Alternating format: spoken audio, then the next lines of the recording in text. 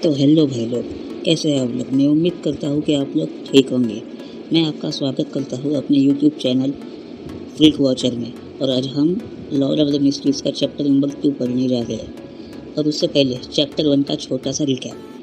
Chapter 1 में हमने देखा था कि कैसे ज़ो मिंगरुई अचानक से एक कमरे में आ जाता है जो उसका होता भी नहीं है, और अंत में उसे पता चलता है कि एक मरी हुई हालत में होके भी वो कैसे जिंदा है। चैप्टर 2 में हम देखते हैं कि ज़ो मिंगरुई ने जो आईने में देखा था, वो देखकर वो डर के मारे पीछे जा रहा होता है, क्योंकि जो उसने आईने में देखा होता है वो तो एक जिंदा लाश होती है। वो कहता है, आखिर एक इंसान इतने खतरनाक घावों के बाद भी जिंदा कैसे हो सकता है। वो अपने हेड की पोजीशन बदल बदल के चेक कर रहा होता है। भले ही वहाँ पर लाइट की कमी होती है, पर फिर भी वो उन गहरे घावों और खून के दागों को तब भी देख पा रहा होता है। जो मिंगरोई लंबी लंबी सांसें लेके खुद को शांत करने की कोशिश करता है। वो अपनी छाती पर हाथ रखकर चेक करता है।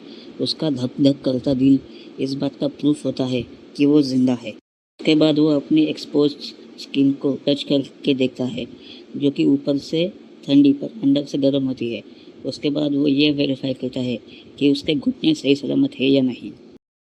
अभी जो मिंगरोई बहुत ज्यादा शॉक होता है और खुद से ही कहता है, आखिर यहाँ हो क्या रहा है। वो एक और बार अपने हेल्थ इंजरीज को रीचेक करने की सोचता है, पर उसके पास सफिशिएंट लाइट नहीं होती अपने घावों को सीरियसली चेक करने के लिए। पर अचानक ही उसे स्टडी डेस्क के पास लगा वॉल लैंप याद आता है। ये वॉल लैंप उस समय का बहुत ही कॉमन लैंप था। इसकी फ्लेम्स स्टेबल थी और ये काफी ज्यादा अच्छा था। पर अभी हमें एक पास्ट का सीन दिखाया जाता है, जिसमें बताया जाता है कि क्लेन मोगेट्टी की फैमिली बहुत ज्यादा गरीब थी। यहाँ तक कि एक कैंडल खरीदना भी उनके लिए बहुत बड़ी बात थी। और जब क्लेन के भाई ने देखा कि उसके भाई को लाइट की कमी की वजह से पढ़ने में दिक्कत हो रही है, और ये एक ऐसा मैटर था जिसपे उसके परिवार का भविष्य निर्भर करता है, इसलिए वो क्लेन को पढ़ाना चाहता था, चाहे फिर उसे कर्ज ही क्यों ना लेना पड़े। क्लेन का बड़ा भाई, जो अपने परिवार को खुश देखना चाहता था, वो कोई चूतिया नहीं था जो जल्दबाजी में कोई भी फैसला ले ले और उसके कंसिक्वेंसेस भुगतता रहे। इसलिए वो अपना दिमाग लगाता है और सीधा लैंडलॉर्ड से जाके मिलता है और उसे अपनी बातों में उलझाकर उसे अपार्टमेंट में गैस पाइप्स लगाने के लिए मना लेता है, जिससे अपार्टमेंट का स्टैंडर्ड बढ़ जाएगा और फिर वो ज्यादा रेंट भी डिमांड कर सकता है। वो मान जाता है और बेसिक मॉडिफिकेशंस करने के लिए वो उसे पैसे भी दे देता है। उसने अपनी इम्पोर्ट और एक्सपोर्ट कंपनी के कनेक्शंस यूज करके सस्ते में लैंड खरीद लिए। इससे उसे ना अपनी सेविंग्स खर्च करने पड़े और ना ही उसे उधार देना पड़ा। असल में ये क्लेन मोगेट्टी की एक छोटी सी मेमोरी होती है, जो कि जो मिंगरोई को आ रही होती है। से ही ये फ्लैश मेमोरी खत्म होती है। जो मिंगरोई डेस्क की तरफ भागता है। जो मिंगरोई डेस्क की तरफ भागता है ताकि वो गैस लैंप शुरू कर सके, पर वो कितने भी कोशिश कर रहे, गैस लैंप चालू ही नहीं होता। वो उस स्विच को बार बार ट्विस्ट करता है, पर वो लैंप ज्यादा नहीं जलता। जोउ निराश होकर अपने सर पे हाथ रखता है और कहता है, अबे यार, अब क्या करूँ। वो अपने मेमोरी फ्रेगमेंट में इसका कारण ढूंढने की कोशिश करता है। तभी उसे कुछ याद आता है। वो तुरंत ही दरवाजे की तरफ भागता है। बाहर एक गैस मीटर लगा हुआ था। एक गैस मीटर उतनी ही गैस आगे पास ऑन करता है जितने इसमें पैसे डले हो। इसलिए गैस लैंप ज़्यादा लाइट नहीं दे पा रहा था, क्योंकि उसमें गैस बहुत ज़्यादा कम थी। आई होप आपको समझ में आया हो।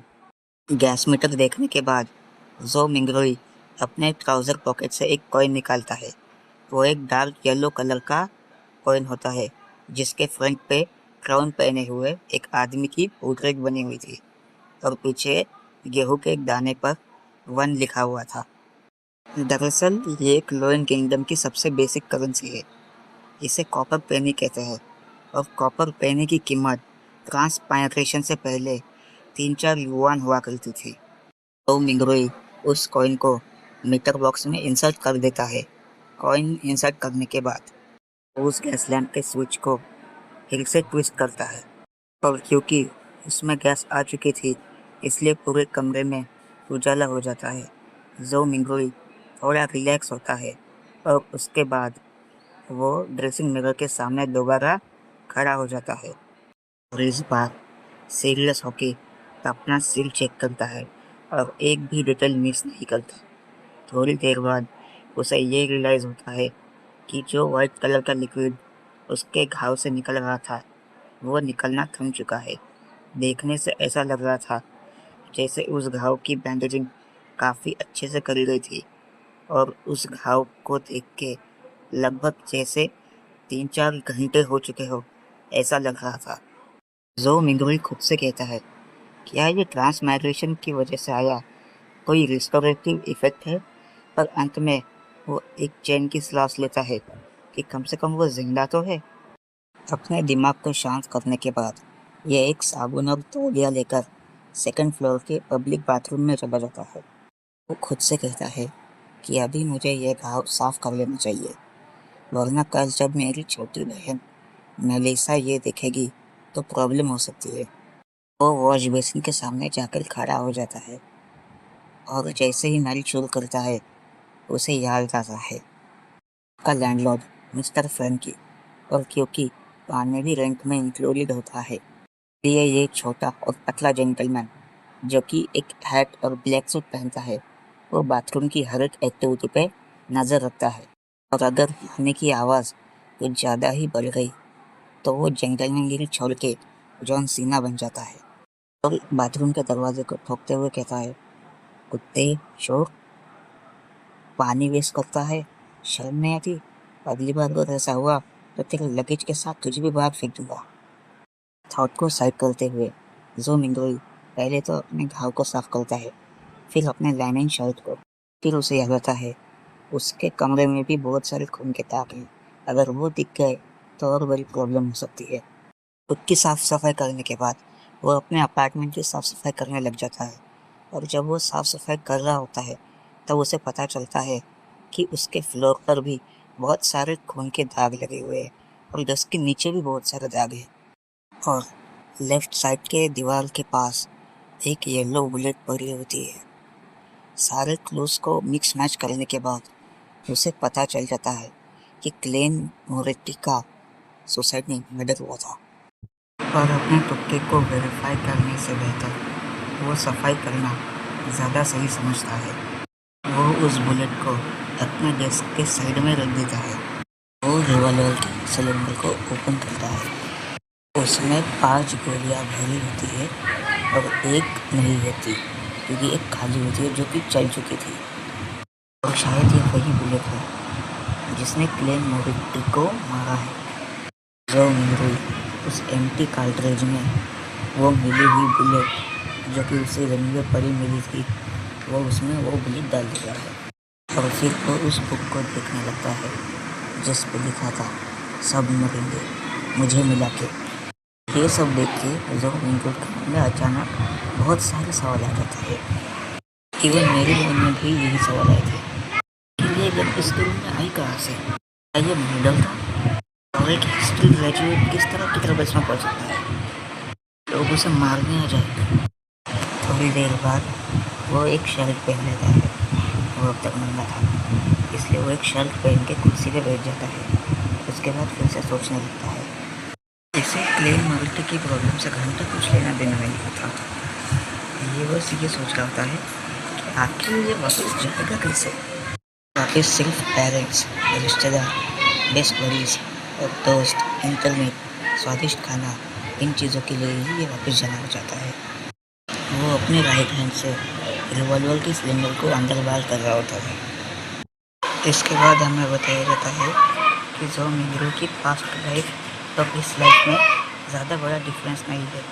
वो बस थोड़ा अनलकी था और ये सब का रीज़न उसे बिल्कुल नहीं पता कि वो ट्रांसमाइग्रेट क्यों होगा। उसने बस रात के खाने के पहले एक लंग एन्चेंटमेंट का रिचुअल किया था पास्ट लाइफ में।